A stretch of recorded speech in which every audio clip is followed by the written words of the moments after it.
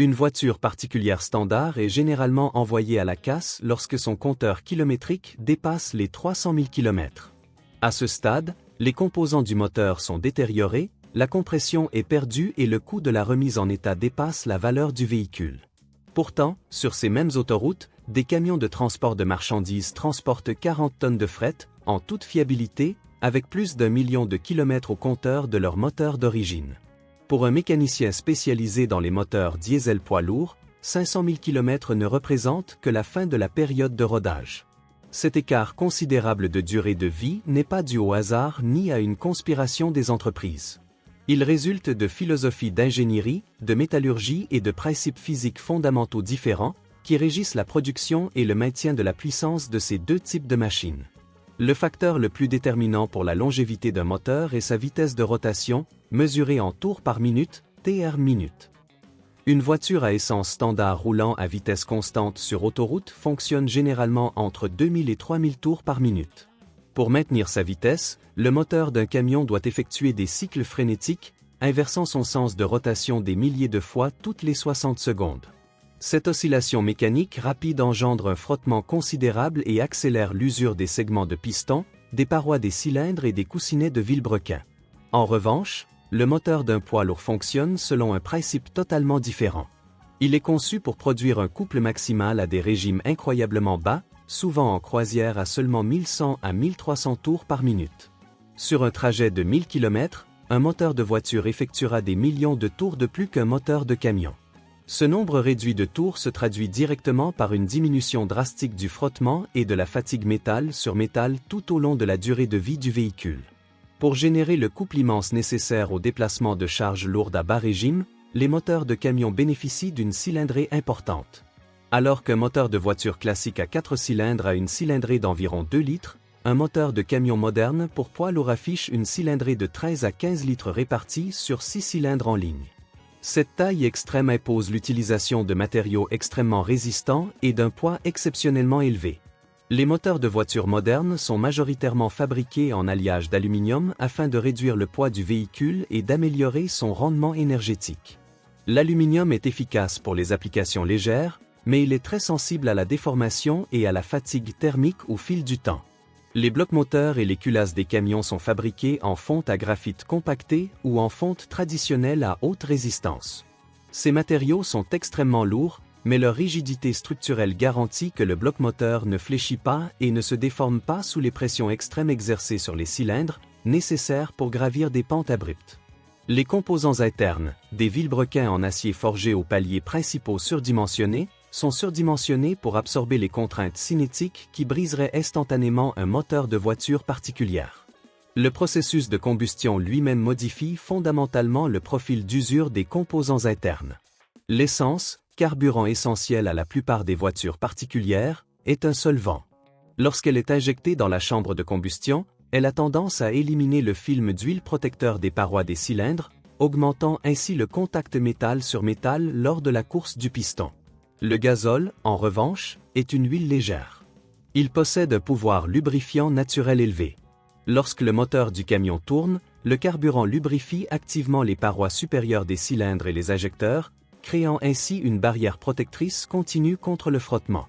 De plus, les moteurs diesel fonctionnent exclusivement par allumage par compression, sans bougie d'allumage.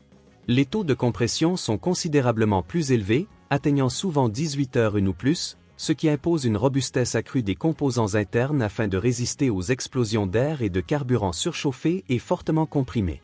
Ce renforcement structurel indispensable confère naturellement au moteur une quasi-indestructibilité dans des conditions normales d'utilisation.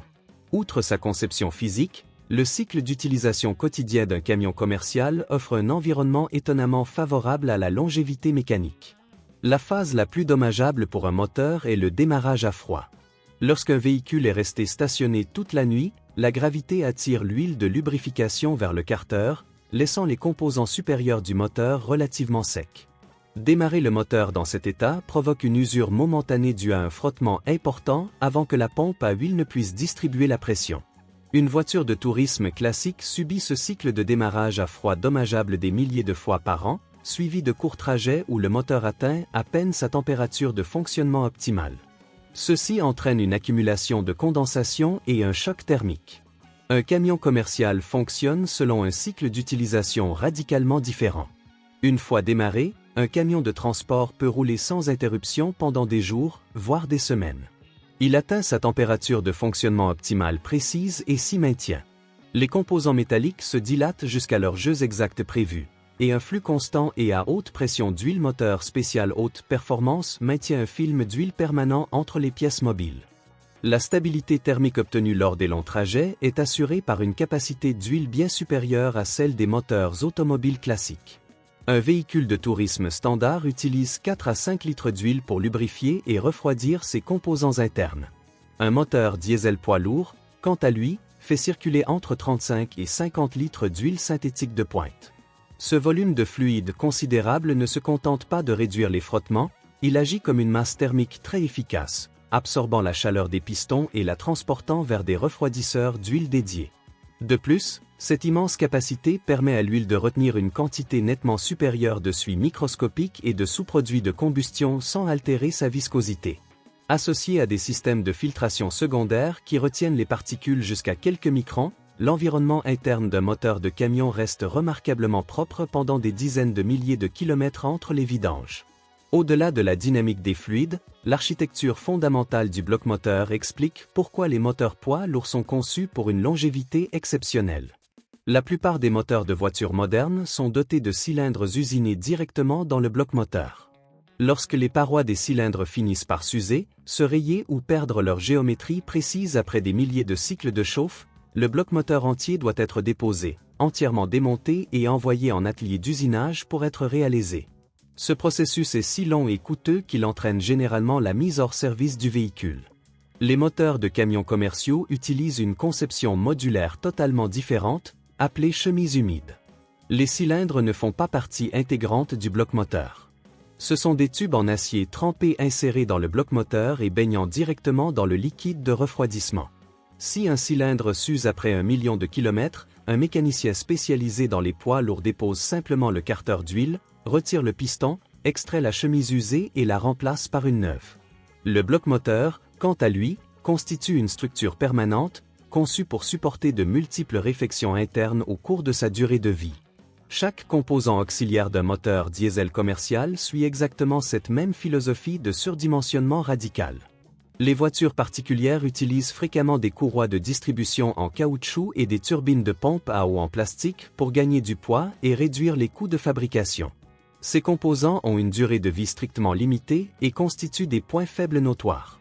Dans un moteur de poids lourd, la puissance est transmise aux arbres à cames, aux pompes d'injection et aux compresseurs d'air par d'imposants engrenages de distribution en acier usinés avec précision, situés à l'intérieur du carter moteur. Il n'y a ni courroie susceptible de casser sous la charge, ni pièce en plastique sujette à la fatigue sous l'effet d'une chaleur prolongée. Les systèmes d'admission d'air sont dotés d'une filtration centrifuge multi-étage capable d'aspirer des centaines de mètres cubes d'air par minute tout en séparant mécaniquement la poussière, l'humidité et les débris de la route avant qu'ils n'atteignent la roue du compresseur du turbocompresseur. Chaque système est conçu pour garantir que le moteur respire, refroidisse et tourne sans interruption. En fin de compte, la durée de vie de tout véhicule est dictée par la réalité économique de son usage prévu. Une voiture particulière est conçue comme un produit de consommation, pensé pour atteindre un prix de vente spécifique. Elle est destinée à être remplacée à la fin du contrat de financement, à l'expiration de la garantie ou tout simplement lorsque son style devient obsolète. Surdimensionner un moteur de voiture pour qu'il dure 1 million de kilomètres rendrait le véhicule trop cher pour le consommateur moyen et bien trop lourd pour respecter les normes strictes de consommation de carburant. Un camion de transport commercial, en revanche, est un actif industriel conçu exclusivement pour générer des revenus. Les gestionnaires de flotte suivent les coûts d'exploitation au centime près, et un camion immobilisé en réparation représente un gouffre financier. Les constructeurs sont contraints d'utiliser une métallurgie coûteuse, une cylindrée importante et une architecture modulaire, car le secteur mondial de la logistique exige une fiabilité absolue. La prochaine fois que vous croiserez un poids lourd sur l'autoroute, prenez un instant pour admirer l'ingénierie mécanique impressionnante qui gronde sous son capot. Si cette analyse de l'ingénierie des transports vous a été utile, n'hésitez pas à aimer la vidéo et à vous abonner à la chaîne pour découvrir d'autres analyses approfondies des machines qui font avancer notre monde.